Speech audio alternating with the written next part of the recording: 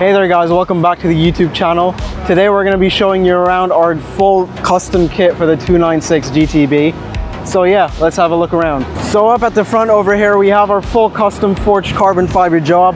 We have a custom hood, custom front splitter, and all sorts of custom elements going on at the front.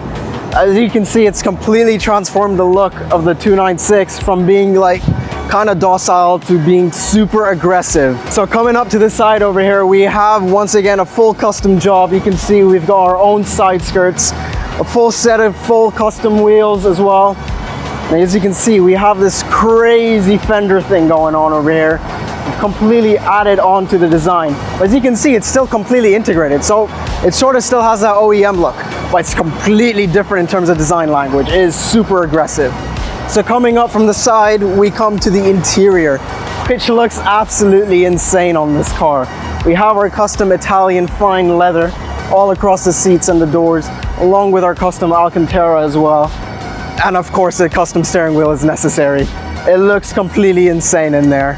As we come from the side to the rear, we have a full custom wing, a custom engine cover, which looks insane, and a full custom diffuser, which is completely spectacular. I mean, it is so insane. It completely changes the design language of the car.